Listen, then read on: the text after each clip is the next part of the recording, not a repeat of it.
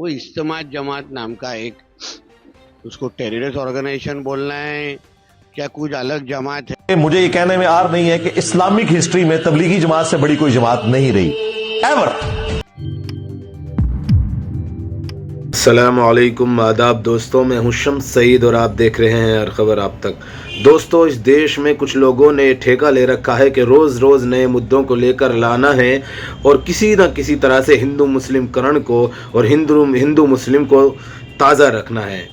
अभी एक नया विवाद छिड़ गया है। आपको पता है कि पिछले दिनों मुंबई में एक बड़ा इज्तिमा हुआ है तबलीगी जमात का, जिसको लेकर वहां पर जो नीतीश राणे हैं उन्होंने तबलीगी जमात को आतंकवादी घोषित करने और उनके किसी भी तरह की पूरी जमात को और संगठन को बैन करने का जो है आह्वान कर दिया है और मांग की है और बाकायदा मुख्यमंत्री को लेटर लिखा है।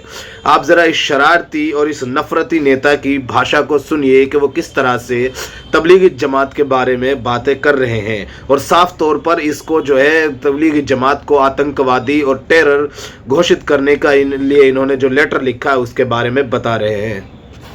वो इज्तिमा जमात नाम का एक, उसको टेररिस्ट ऑर्गेनाइजेशन बोलना है क्या कुछ अलग जमात है, क्योंकि वहाँ हुए हुए भड़काऊ भाषणों के वजह से जो खारगर में उनका प्रोग्राम हो गया, उसके बाद हिंदुओं को टारगेट किया गया। एक हिंदू युवा की डेथ हो गई है उसके बाद। तो मैंने मुख्यमंत्री साहब को पत्र लिख के मांग की है कि ये इज्तिमा जमात नाम के जो कई ऑर्गन उसको बैन कर दिया जाए। इनके कोई भी प्रोग्राम महाराष्ट्र में लेने से इनको बैन किया जाए और उसके साथ जो क्या खारगर में जो प्रोग्राम हुआ उसकी एक इंक्वायरी होनी चाहिए। ऐसी मांग मैंने मुख्यमंत्री जी के पास की है। दोस्तों, ये वीडियो आपने देखा तो आपको इस नीतीश राणे जो लगातार नफरती बयानबाजी करता आता है देखा होगा आपने। पिछले दिनों इन्होंने महाराष्ट्र इलेक्शन के टाइम पर किस तरह से मस्जिदों में घुसकर मारेंगे और तरह तरह की शब्दावली का प्रयोग किया था और ये कभी भी कोई अच्छी इस तरह की हिंदू मुस्लिम भाईचारे की बात नहीं करते हैं। अक्सर इनके बयान इस तरह से ही निकलकर सामने आते हैं।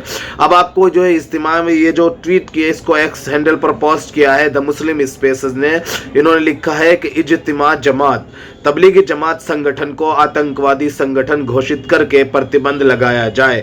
महाराष्ट्र के मंत्री मुंबई महाराष्ट्र में इज्तिमा यानी जमात तबलीगी जमात पर प्रतिबंध लगाने की मांग करते हुए महाराष्ट्र मुख्यमंत्री को पत्र लिखने पर मंत्री ने कहा, क्या इस नाम के तहत अलग अलग संगठन हैं? क्या खारघर में उनके कार्यक्रम यानी इज्तिमा में भड़काऊ भाषणों के बाद हिंदुओं को निशाना बनाया गया, जिससे एक युवा हिंदू की मौत हो गई। इज्तिमा यानी जमात या तबलीगी जमात की सभी शाखाओं पर प्रतिबंध लगाया जाए और इन्हें महाराष्ट्र में कोई भी कार्यक्रम आयोजित करने की अनुमति ना दी जाए। इसे अतिरिक्त मैंने खारघर कार्यक्रम यानी इज्तिमा की जांच का अनुरोध किया है। अब आप अंदाजा कीजिए इस तरह की चीज़ों का कि जिस तरह से ये नफरती नेता इस तरह की भाषणबाजी करता है। लगातार हम उससे पहले आपको उनका ये वीडियो दिखाते हैं कि किस तरह से वहाँ पर तबलीगी जमात के इज्तिमा में लाखों मुसलमान जमा हुए थे, जहाँ पर कोई अफरा तफरी नहीं मची, कोई पुलिस का बल प्रयोग नहीं हुआ।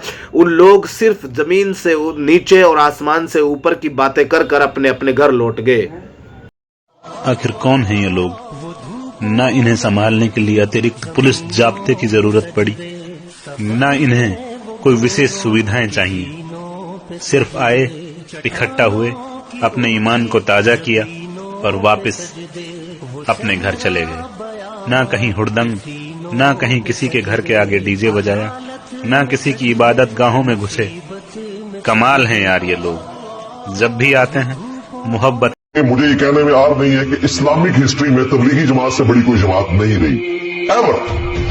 इतना बड़ा काम कभी भी मुसलमानों की पूरी हिस्ट्री में नहीं है कि लाखों लोग एक जमात से अटैच हो, इतना बड़ा इज्तिमा होता हो और 1 लाख से ज्यादा बंदा हर वक्त अपने घरों से निकला हुआ हो।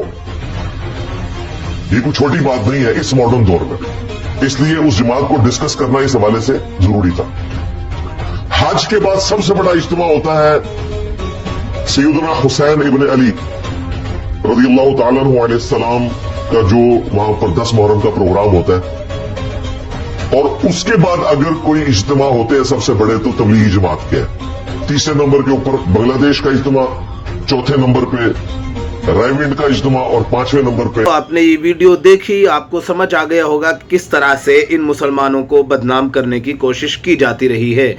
ये वीडियो जो हमने आपको दिखाया, इनको जो एक्स हैंडल पर पोस्ट किया है मिस्टर कूल हैं, इन्होंने लिखा है कि करोड़ों मुस्लिम इज्तिमा में शामिल हुए, कोई पुलिस नहीं, कोई सरकारी खर्चा नहीं, किसी भी धर्म के खिलाफ नारेबाजी नहीं, सिर्फ अपने मजहब की बातें। इससे साफ होता है कि इस्लाम शांति का प्रतीक है। इसी से प्रभावित होकर दुनिया भर के मुसलमान हो रहे हैं। आपको बता दें कि इन्होंने साफ तौर पर निशाना साधा है कि जिस तरह से मुसलमानों को बदनाम करने की कोशिशें की जाती हैं, धर्म संसदों के नाम और सभा संसदों के नाम पर कुछ नफरती लोग जमा होते हैं जो नबी सल्लल्लाहु अलैहि वसल्लम तक को नहीं बख्शते हैं और प्रॉफिट मोहम्मद साहब के बारे में भी गुस्ताखी करते हैं और इस्लाम और मुसलमानों के बारे में भद्दी भद्दी बातें करते हैं और भद्दी भद्दी गालियां देते हैं और बहुत अपशब्द यूज करते हैं। उन तमाम तर चीज़ों को लेकर इन्होंने निशाना साधा है और साफ तौर पर यह कहा है कि जिस तरह से लाखों मुसलमान एक साथ जमा होकर अपने धर्म की बात कर कर, अपने मजहब की बात कर कर जुदा हो गए और अपने अपने घर चले गए, ये अपने आप में इस्लाम की शांति का प्रतीक है। आप अंदाजा कीजिए कि जिस तरह से ये नफरती नेता रात दिन जो नफरत फैलाते हैं, मुसलमानों को मस्जिदों में घुसकर मारने का आह्वान करते हैं। महाराष्ट्र चुनाव में इन्होंने उलमाओं के बारे में भी, मौलानाओं के बारे में भी उल्टी सीधी और बदतमीजी की थी।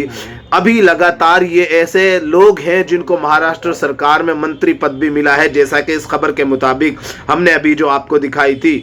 और ऐसे ही लोग हैं जो लगातार ऐसी जमात को बदनाम करने की कोशिश कर रहे हैं जो सिर्फ जमीन से नीचे की बात करती हैं, कब्र हशर की बात करती हैं और आसमान से ऊपर यानी जन्नत दोजख की बातें करती हैं, जिसमें यह सिखाया जाता है, इसी बात पर खास फोकस दिया जाता है कि दुनिया कुछ नहीं है, दुनिया को त्याग कर अपने जमीन से नीचे यानी कब्र हशर की तैयारी करें और सवाब अजाब जन्नत दोजख की बातें की जाती हैं। अब उस पर लगातार इन्होंने इस तरह की टिप्पणी की है और आपत्तिजनक अल्फाज का प्रयोग किया है। किस तरह से इस जमात को आतंकी संगठन घोषित कराने के लिए इन्होंने बाकायदा लेटर लिखा है और जबकि ये जमात में आज तक कभी आपने नहीं सुना होगा कि इनका जहां इज्तिमा यानी जलसा प्रोग्राम और फंक्शन होता है, वहां लाखों की तादाद में इनके अकीदतमंद श्रद्धालु वहां पर पहुंचते हैं और वो लोग उलमा की बातें सुनकर अपने अपने घर चले जाते हैं। और इन्हीं इज्तिमाओं में देश में अमन शांति के लिए, भाईचारगी के लिए, आपसी सौहार्द बरकरार रखने के लिए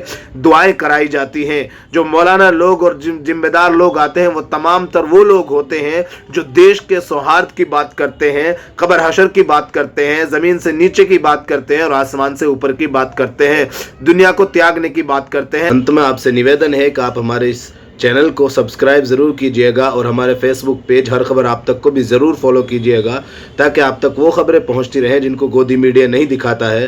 ख़ास तौर से वो छोटी खबरें बनाकर जिनको गुजार दिया जाता है, वो इम्पोर्टेंट खबरें आप तक पहुंचती रहें। फिलहाल इन तस्वीरों में इतना ही। आगे फिर मुलाकात होगी आपसे किसी ऐसी ही खबर के साथ। तब तक के लिए जय हिंद, धन्यवाद दोस्तों।